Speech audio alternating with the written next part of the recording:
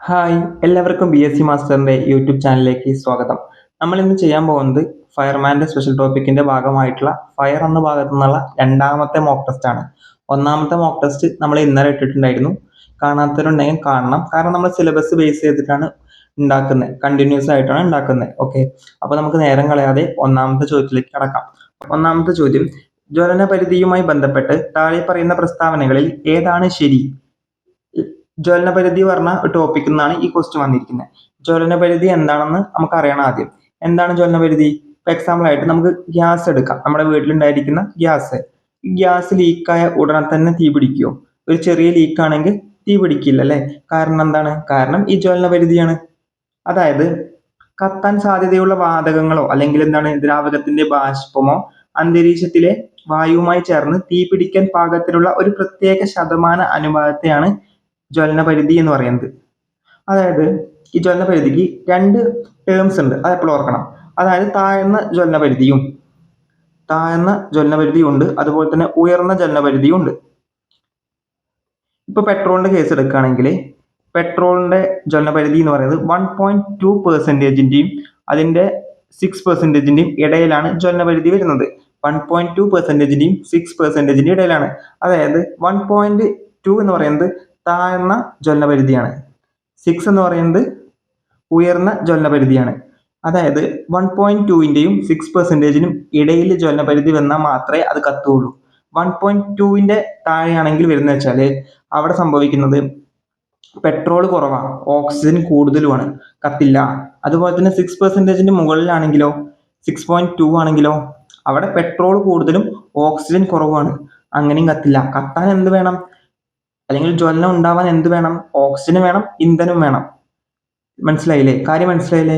അങ്ങനെ നമുക്ക് കുറച്ചെണ്ണത്തിന്റെ പഠിക്കാനുണ്ട്, നമുക്ക് വഴിയെ പഠിക്കാം. ഓരോന്നിന്റെയും ജ്വലനപരിധി നമുക്ക് പഠിക്കാനുണ്ട്. ജ്വലനപരിധി എന്ന് പറഞ്ഞ കൺസെപ്റ്റ് മനസ്സിലായില്ലേ? ഇത്രയേ ഉള്ളൂ. അതായത് ഒരു അനുപാത ശതമാനമാണ്, അതിന്റെ ഇടയിൽ വന്നാൽ മാത്രമേ അത് കത്താനോ അല്ലെങ്കിൽ ഇന്ധനമോ ഉണ്ടാക്കുകയുള്ളൂ, ഇന്ധനമല്ല ജ്വലനം ഉണ്ടാക്കുകയുള്ളൂ. ഓക്കെ അല്ലേ? അത് ഓർത്ത് വെക്കാം കേട്ടോ. ഇനി നമുക്ക് ഈ ക്വസ്റ്റ്യൻ നോക്കാം, അപ്പോൾ നിങ്ങൾക്ക് കൂടുതലായിട്ട് മനസ്സിലാവും. ഒന്നാമത്തെ സ്റ്റേറ്റ്മെന്റ്, ജ്വലന സ്വഭാവമുള്ള ദ്രാവകമോ വാതകമോ വായുവുമായി ഒരു പ്രത്യേക അനുപാതത്തിൽ ആയാൽ മാത്രമേ തീ പിടിക്കുകയുള്ളൂ. രണ്ടാമത്തെ സ്റ്റേറ്റ്മെന്റ്, ഈ അനുപാതത്തിന്റെ പരിധിക്ക് മുകളിലോ താഴെയോ ഉള്ള അവസ്ഥകളിൽ തീ പിടിക്കുകയില്ല. സിമ്പിൾ അല്ലേ? ഇപ്പൊ സിമ്പിൾ അല്ലേ ഈ ചോദ്യം? ഏതാണ്? പ്രസ്താവന 1 ശരിയാണ്, 2 ശരിയാണ് അല്ലേ? അപ്പൊ ഏതാണ്? ഓപ്ഷൻ സി ആണ് അല്ലേ? 1, 2 എന്നിവ രണ്ടും ശരിയാണ്. രണ്ടാമത്തെ ചോദ്യം നോക്കല്ലേ. താഴെ പറയുന്നവയിൽ ഏറ്റവും ഉയർന്ന ജ്വലനപരിധിയുള്ള വാതകം ഏതാണ്? വാതകമാണല്ലേ ചോദിച്ചത്. ഏറ്റവും കൂടുതൽ ജ്വലനപരിധിയുള്ള വാതകം ഏതാണ്? അസറ്റിലീൻ ആണ് കേട്ടോ. അസറ്റിലീന്റെ എത്രയാണ് വരുന്നത് അറിയോ? അസറ്റിലീന്റെ താഴ്ന്ന പരിധി എന്ന് പറയുന്നത് 2.5% ആണ്. അതുപോലെ തന്നെ ഉയർന്ന പരിധി പറയുന്നത് 80%ആണ്. അപ്പോൾ ഉയർന്ന ജ്വലനപരിധി ഏറ്റവും കൂടുതൽ എത്രയാണ്? 80% വരുന്നത് അസറ്റിലീൻ ആണ് കേട്ടോ. പിന്നെ നമുക്ക് പഠിക്കേണ്ടത് ഹൈഡ്രജൻ പഠിച്ചു വെക്കുക. ഹൈഡ്രജന്റെ പറയുന്നത് 4.1%-ഉം 74%-ന്റെയും ഇടയിലാണ് ജ്വലനപരിധി. അതുപോലെ തന്നെ നമ്മൾ പെട്രോൾ പഠിച്ചു, വാതകമല്ല പെട്രോൾ നമ്മൾ പഠിച്ചു. പെട്രോളിന്റെ എത്രയായിരുന്നു? 1.2%-ന്റെയും അതുപോലെ തന്നെ 6%-ന്റെയും ഇടയിലാണ് പെട്രോൾ വരുന്നത്. പിന്നെ കാർബൺ മോണോക്സൈഡ് പഠിച്ചു വെക്കുക. കാർബൺ മോണോക്സൈഡ് എന്ന് പറയുന്നത് 12.5-ന്റെയും 74.2-ന്റെയും ഇടയിലാണ് ജ്വലന പരിധി വരുന്നത്. ഇത്രയും പഠിച്ചു വയ്ക്കുക കേട്ടോ. ഇടയ്ക്ക് ഇങ്ങനെ എടുത്തു നോക്കിയാൽ മതി. ഇങ്ങനെ നേരിട്ട് ചോദിക്കാൻ ചാൻസ് ഇല്ല, കുറവാണ്. എന്നാലും ചിലപ്പോൾ ചോദിക്കും, താഴെ തന്നിരിക്കുന്നവയിൽ ഏറ്റവും ഉയർന്ന ജ്വലന പരിധിയുള്ള വാതകം ഏതാണ് ചോദിക്കാൻ ചാൻസ് ഉണ്ട്. അപ്പൊ നമുക്ക് ഇതിന്റെ വാല്യൂസ് അറിഞ്ഞാലേ ഇത് കിട്ടുള്ളൂ. നേരിട്ട് ഇതിന്റെ എത്ര എമൗണ്ട് വരുന്നുണ്ട് അങ്ങനെ ചോദിക്കാൻ ചാൻസ് കുറവാണ്. അപ്പൊ നമുക്ക് അടുത്ത ചോദ്യത്തിലേക്ക് കടക്കാം. മൂന്നാമത്തെ ചോദ്യം, കുറഞ്ഞ സമയത്തിനുള്ളിൽ വളരെയധികം താപവും പ്രകാശവും പുറത്തുവിട്ടുകൊണ്ട് ഇന്ധനങ്ങൾ കത്തുന്ന പ്രക്രിയക്ക് ഏത് തരം ജ്വലനത്തിന് ഉദാഹരണമാണ്? ഏതാണ് മൂന്നാമത്തെ ചോദ്യത്തിന്റെ ഉത്തരം? പെട്ടെന്നുണ്ടാകുന്ന ജ്വലനം ഏതാണ്? കുറഞ്ഞ സമയത്തിനുള്ളിൽ വളരെയധികം താപവും പ്രകാശവും പുറത്തുവിട്ടുകൊണ്ടുണ്ടാകുന്ന ജ്വലനം ഏതാണ്? ഓപ്ഷൻ ബി ആണല്ലേ. ദ്രുതഗതിയിലുള്ള ജ്വലനം. ഓക്കെ അല്ലേ? നാലാമത്തെ ചോദ്യം, വളരെ കുറഞ്ഞ സമയം കൊണ്ട് വളരെയധികം ചൂടും ശബ്ദവും പ്രകാശവും വൻ മർദ്ദത്തോടെ പുറത്തുവിടുന്ന ജ്വലന രീതി ഏതാണ്? ഓപ്ഷൻ സി സ്ഫോടനാണ് അല്ലേ? അഞ്ചാമത്തെ ചോദ്യം, വെടിമരുന്ന് കത്തുന്നത് ഏത് ജ്വലനത്തിന് ഉദാഹരണമാണ്? ഏതാണ്? ഓപ്ഷൻ ബി സ്ഫോടനാണ്. പറയുമ്പോൾ തന്നെ നമ്മൾ പറയാറില്ലേ വെടിമരുന്ന് സ്ഫോടനം എന്ന് പറയാറില്ലേ? അപ്പൊ സ്ഫോടനമാണ്. വെടിമരുന്ന് കത്തുന്നത് ഏത് ജ്വലനത്തിനാണ്? സ്ഫോടനത്തിന് ഉദാഹരണമാണ്. ആറാമത്തെ ചോദ്യം, വളരെ കുറഞ്ഞ അളവിൽ മാത്രം താപവും പ്രകാശവും പുറത്തുവിടുകയോ അല്ലെങ്കിൽ പ്രകാശം പുറത്തുവിടാതിരിക്കുകയോ ചെയ്യുന്ന ജ്വലന പ്രക്രിയ ഏതാണ്? വളരെ കുറഞ്ഞ അളവിൽ മാത്രം താപവും പ്രകാശവും പുറത്തുവിടുകയോ അല്ലെങ്കിൽ പ്രകാശം പുറത്തുവിടാതെ ഇരിക്കുകയോ ചെയ്യുന്ന ജ്വലന പ്രക്രിയയ്ക്ക് പറയുന്ന പേരെന്താണ്? ഏതാണ്? ഓപ്ഷൻ ബി മന്ദഗതിയിലുള്ള ജ്വലനമാണ് അല്ലേ? മന്ദഗതിയിലുള്ള ജ്വലനമാണ്. ഏഴാമത്തെ ചോദ്യം, ഇരുമ്പ് തുരുമ്പിക്കുന്നത് താഴെ പറയുന്നവയിൽ ഏതിന് ഉദാഹരണമാണ്? ഏത് ജ്വലനത്തിന് ഉദാഹരണമാണ്? ഏതാണ്? ഓപ്ഷൻ സി മന്ദഗതിയിലുള്ള ജ്വലനം. എല്ലാവർക്കും ഡൗട്ട് വരുന്നൊരു പോർഷനാണ് ഇരുമ്പ് തുരുമ്പിക്കുന്നത് ജ്വലനമാണോ എന്ന്. ആണോ? അതെ, ജ്വലനമാണ്. കാരണം എന്താ? ഒരു ജ്വലനം എന്ന് പറഞ്ഞാൽ എന്താണ്? ഒരു വസ്തു ഓക്സിജനുമായിട്ട് ചേർന്ന് പ്രവർത്തിക്കുന്ന രാസപ്രവർത്തനത്തെയാണ് ജ്വലനം എന്ന് പറയുന്നത്. ഇരുമ്പിന്റെ കേസിൽ അതെങ്ങനെ വരും? അന്തരീക്ഷത്തിലെ ഇരുമ്പ് വായുവിലുള്ള ഓക്സിജനുമായിട്ട് ജലാംശത്തിന്റെ സാന്നിധ്യത്തിൽ പ്രവർത്തിക്കുന്നതാണ് ഇരുമ്പ് തുരുമ്പിക്കുന്നത് അല്ലെ? ഈ ഇരുമ്പ് തുരുമ്പിക്കുന്നതിന്റെ ഫലമായിട്ട് നമുക്ക് കിട്ടുന്നത് എന്താണ്? തുരുമ്പാണ് കിട്ടുക അല്ലെ? തുരുമ്പ് എന്താണ്? അയൺ ഓക്സൈഡ് ആണ് ഈ തുരുമ്പ് എന്ന് പറയുന്നത്. മനസ്സിലായോ? അപ്പോൾ ഇരുമ്പ് തുരുമ്പിക്കുന്നത് ഒരു ജ്വലനം തന്നെയാണ്. അതുപോലെ തന്നെ താപം പുറത്തുവിടുന്നുണ്ട്. ഇരുമ്പ് തുരുമ്പിക്കുന്ന സമയത്ത് താപം വിടുന്നുണ്ട്. പക്ഷെ നമുക്ക് താപം ഫീൽ ചെയ്യാത്ത കാരണം എന്ന് പറയുന്നത് ഈ വിറക് കത്തുന്ന പോലെ 5 മിനിറ്റ് കൊണ്ട് 10 മിനിറ്റ് കൊണ്ട് നടക്കുന്ന കാര്യമല്ല ഈ ഇരുമ്പ് തുരുമ്പിക്കുന്നത്.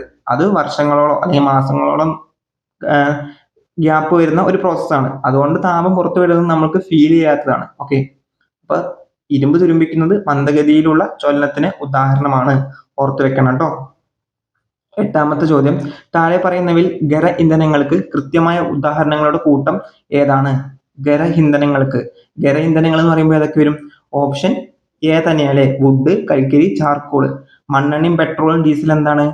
ദ്രാവക ഇന്ധനങ്ങൾക്ക് ഉദാഹരണമാണ്. CNG, LPG, ബയോഗ്യാസോ അത് വാതക ഇന്ധനങ്ങൾക്ക് ഉദാഹരണമാണ്. ഹൈഡ്രജൻ, അസറ്റിലിൻ, മീഥേൻ അതെന്താണ്? അത് വാതക ഇന്ധനങ്ങൾക്ക് ഉദാഹരണമാണ്. ഒമ്പതാമത്തെ ചോദ്യം, താപവും ഊഷ്മാവും ബന്ധപ്പെട്ട് താഴെ പറയുന്ന പ്രസ്താവനകൾ ഏതാണ് ശരി? ഒന്നാമത്തെ സ്റ്റേറ്റ്മെന്റ്, ഒരു പദാർത്ഥത്തിലെ തന്മാത്രയുടെ ആകെ ഗതികോർത്തിന്റെ അളവാണ് താപം. രണ്ടാമത്തെ സ്റ്റേറ്റ്മെന്റ്, ഒരു പദാർത്ഥത്തിലെ തന്മാത്രകളുടെ ശരാശരി ഗതികോർത്തിന്റെ അളവാണ് ഊഷ്മാവ്. ഏത് സ്റ്റേറ്റ്മെന്റ് ആണ് ശരി? ഓപ്ഷൻ എയും ശരിയാണ്, ഓപ്ഷൻ ബിയും, അല്ലെങ്കിൽ ഓപ്ഷൻ 1 ശരിയാണ്, ഓപ്ഷൻ 2 ശരിയാണ്. അതായത് താപം എന്ന് പറഞ്ഞാൽ ആകെ ഗതികോർത്തിന്റെ അളവിനെയാണ് നമ്മൾ താപം എന്ന് പറയുന്നത്. അതുപോലെ തന്നെ ശരാശരി ഗതികോർത്തിന്റെ അളവാണ് ഊഷ്മാവ് എന്ന് പറയുന്നത്. 2 ശരിയാണ് കേട്ടോ. 10ാമത്തെ ചോദ്യം, താപത്തെക്കുറിച്ച് ശാസ്ത്രീയമായ പഠനം അറിയപ്പെടുന്നത് എങ്ങനെ? താപത്തെക്കുറിച്ചുള്ള പഠനത്തെ പറയുന്ന പേരെന്താണ്? സിമ്പിൾ ആണ് അല്ലേ? ഏതാണ്? തെർമോഡൈനാമിക്സ്. 11ാമത്തെ ചോദ്യം, താപോർജ്ജത്തിന്റെ അന്താരാഷ്ട്ര യൂണിറ്റ് ഏതാണ്? SI unit. താപ ഊർജത്തിന്റെ SI യൂണിറ്റ് ഏതാണ്? ഓപ്ഷൻ ബി ജൂൾ ആണ് അല്ലേ? 12ാമത്തെ ചോദ്യം, ഒരു കലോറി എന്നത് എത്ര ജൂളിന് തുല്യമാണ്? എത്രയാണ്? ഓപ്ഷൻ സി 4.18 ജൂളിന് തുല്യമാണ് ഒരു കലോറി എന്ന് പറയുന്നത്. അല്ലെങ്കിൽ നമുക്ക് അങ്ങനെ പൊതുവെ നമ്മൾ എന്ത് പറയും? ഒരു കലോറി എന്ന് പറയുന്നത് 4.2 പറഞ്ഞാലും മതി. 4.2 ജൂളിന് തുല്യമാണ്. ഓക്കെ അല്ലേ?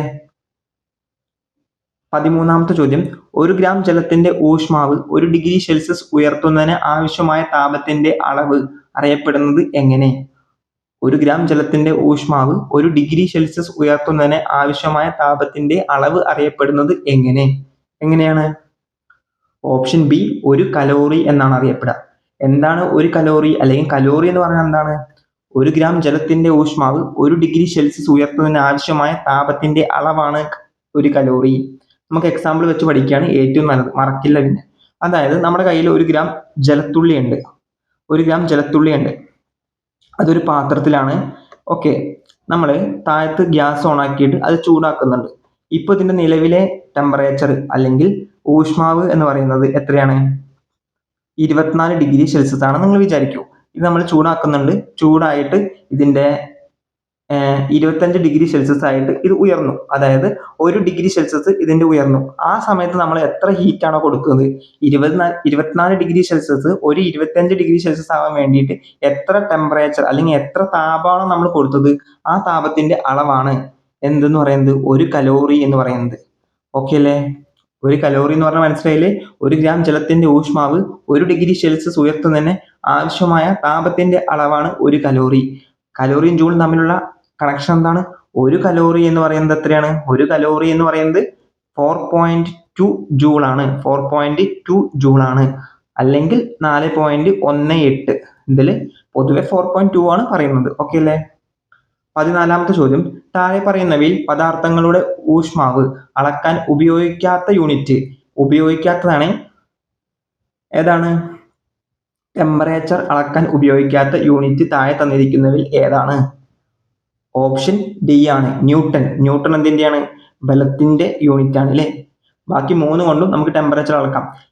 സെൽഷ്യസിൽ പറയാറുണ്ട്, കെൽവിനിൽ പറയാറുണ്ട്, ഫാരൻഹീറ്റിൽ പറയാറുണ്ട് അല്ലെ? സെൽഷ്യസിൽ നമ്മൾ പറയാറുണ്ടല്ലോ, ഫാരൻഹീറ്റിൽ നമ്മൾ പറയാറുണ്ടല്ലോ, കെൽവിനിൽ നമ്മൾ പറയാറുണ്ടല്ലോ. അങ്ങനെ തന്നെ ഓർക്കുമ്പോൾ തന്നെ ആൻസർ കിട്ടും.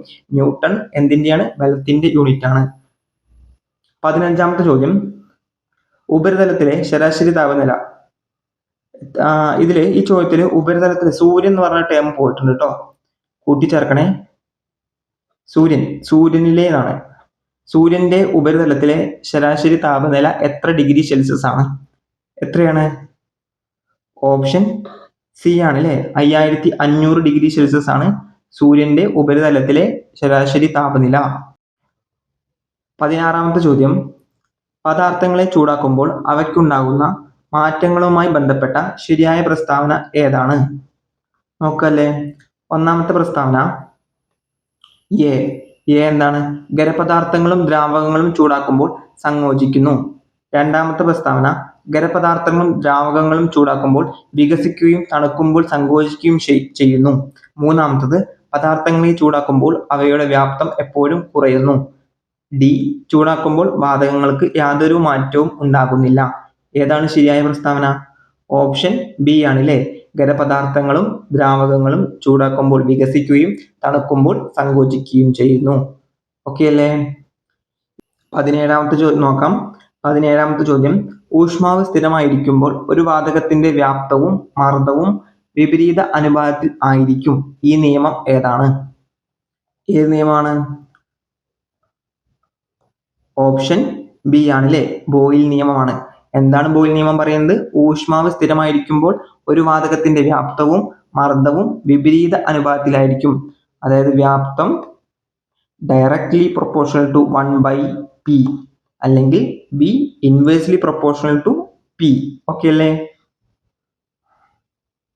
18ാമത്തെ ചോദ്യം, ബോയിൽ നിയമപ്രകാരം വാതകങ്ങളുടെ മർദ്ദം P വർദ്ധിക്കുമ്പോൾ അതിന്റെ വ്യാപ്തത്തിന് V എന്ത് മാറ്റമാണ് സംഭവിക്കുന്നത്? ബോയിൽ നിയമപ്രകാരം മർദ്ദം വർദ്ധിക്കുമ്പോൾ Vക്ക് എന്താണ് സംഭവിക്കുന്നത്? നമ്മൾ പറഞ്ഞു ഇൻവേഴ്സ്ലി പ്രൊപ്പോർഷണൽ ആണ്. അതായത് P കൂടുമ്പോൾ എന്ത് സംഭവിക്കും? V കുറയും. P കുറയുമ്പോൾ എന്ത് സംഭവിക്കും? V കൂടും. ഇതാണ് ഇൻവേഴ്സ്ലി പ്രൊപ്പോർഷണൽ എന്ന് പറഞ്ഞാൽ. ഓക്കെ അല്ലേ? അപ്പൊ എന്ത് സംഭവിക്കും? മർദ്ദം വർദ്ധിക്കുമ്പോൾ എന്ത് സംഭവിക്കും? വ്യാപ്തം കുറയും. ഓപ്ഷൻ ബി ആണ് ശരിയായ ഉത്തരം. 19ാമത്തെ ചോദ്യം നോക്കാം. മർദ്ദം സ്ഥിരമായിരുന്നാൽ ഒരു വാതകത്തിന്റെ വ്യാപ്തവും ഊഷ്മാവും നേർ അനുപാതത്തിൽ ആയിരിക്കും. ഈ പ്രസ്താവന ഏത് നിയമത്തെ സൂചിപ്പിക്കുന്നു? മർദ്ദം സ്ഥിരമായിരുന്നാൽ ഒരു വാതകത്തിന്റെ വ്യാപ്തവും ഊഷ്മാവും നേർ അനുപാതത്തിൽ ആയിരിക്കും. ഈ പ്രസ്താവന ഏത് നിയമത്തെ സൂചിപ്പിക്കുന്നു? ഏതാണ്? ഓപ്ഷൻ ബി ചാൾസ് നിയമമാണ് അല്ലേ? ചാൾസ് നിയമം എന്താണ് പറയുന്നത്? V directly proportional to T. Okay അല്ലേ? ഇവിടെ എന്താണ് കോൺസ്റ്റന്റ്? മർദ്ദമാണ് കേട്ടോ കോൺസ്റ്റന്റ്, പ്രഷർ ആണ് കോൺസ്റ്റന്റ്. പ്രഷർ കോൺസ്റ്റന്റും വ്യാപ്തവും ഊഷ്മാവും നേർ അനുപാതത്തിൽ, അതായത് ഡയറക്ട്ലി പ്രൊപ്പോർഷണൽ ആയിരിക്കും. അതാണ് ചാൾസ് നിയമം പറയുന്നത്. ഓക്കെ അല്ലേ? 20ാമത്തെ ചോദ്യം നിങ്ങൾക്കുള്ള ചോദ്യമാണ്, നിങ്ങൾ കമന്റ് ആയിട്ട് പറയേണ്ട ചോദ്യം കേട്ടോ. 20ാമത്തെ ചോദ്യം നോക്കാം. ജ്വലന ത്രികോണം നമ്മൾ പറഞ്ഞു, ഫയർ ട്രയാങ്കിളിനെ കുറിച്ച് ഇന്നലത്തെ ക്ലാസ്സിൽ പറഞ്ഞിട്ടുണ്ടായിരുന്നു. അത് കണ്ടിട്ടുണ്ടെങ്കിൽ ഇതിന്റെ ചോദ്യം അല്ലെങ്കിൽ ഈ ഉത്തരം നിങ്ങൾക്ക് ഈ ചോദ്യത്തിന്റെ ഉത്തരം നിങ്ങൾക്ക് വ്യക്തമായിട്ട് കിട്ടും. ഓക്കെ, ജ്വലന ത്രികോണം പ്രകാരം ജ്വലനം നടക്കുന്നതിന് ആവശ്യമായ ഘടകങ്ങൾ ചുവടെ ചേർക്കുന്നവയിൽ ഏതൊക്കെയാണ്? ഒന്നാമത്തത് താപം, CO2, ഓക്സിജൻ, ഇന്ധനം. ഇതിൽ 3 കാര്യങ്ങളാണ് ഫയർ ട്രയാങ്കിളിന് വേണ്ടത്. ഒന്ന് ഇവിടെയും വരും, ഒന്ന് ഇവിടെയും വരും, ഒന്ന് ഇവിടെയും വരും അല്ലെ. 3 കാര്യങ്ങളാണ് വേണ്ടത്. ആ 3 കാര്യങ്ങൾ ഏതാണ്? ഓപ്ഷൻ നോക്കിയിട്ട് നിങ്ങൾ കമന്റ് ആയിട്ട് ഉത്തരം പറയണം കേട്ടോ. അപ്പൊ നമ്മുടെ ക്ലാസ് ഇത്രയേ ഉള്ളൂ. നമ്മൾ ഇന്ന് പഠിച്ച കാര്യങ്ങളൊന്ന് റിവിഷൻ അടിച്ചാലോ? ഇന്ന് നമ്മൾ എന്തൊക്കെ പഠിച്ചു? ഏറ്റവും ഇമ്പോർട്ടൻ്റ് ആയിട്ട് ബോയിൽ നിയമം പഠിച്ചു. എന്താണ് ബോയിൽ നിയമം? ബോയിൽ നിയമം പറയുന്നത് ടെമ്പറേച്ചർ കോൺസ്റ്റന്റ് അല്ലേ, ടെമ്പറേച്ചർ കോൺസ്റ്റന്റ് ആയിരിക്കും. എന്നിട്ട് വോളിയം, വ്യാപ്തം ഡയറക്ട്ലി പ്രൊപ്പോർഷണൽ ടു 1/P ആണ്. 1/P. P എന്ന് പറഞ്ഞാൽ പ്രഷർ, V എന്ന് പറഞ്ഞാൽ വോളിയം. ഓക്കെ അല്ലേ? ചാൾസ് നിയമം എന്താണ് പറയുന്നത്? ചാൾസ് നിയമത്തിൽ മർദ്ദം, പ്രഷറാണ് കോൺസ്റ്റന്റ്, പ്രഷർ കോൺസ്റ്റന്റ് ആയിരിക്കും. അതുപോലെ തന്നെ V directly proportional to T. V എന്ന് പറയുന്നത് വോളിയം ഡയറക്ട്ലി പ്രൊപ്പോർഷണൽ ടു എന്തിനോട്? ടെമ്പറേച്ചറിനോട്. ഓക്കെ അല്ലേ? പിന്നെ നമ്മൾ താപം എന്ന് പറഞ്ഞാൽ എന്താണെന്ന് പറഞ്ഞു.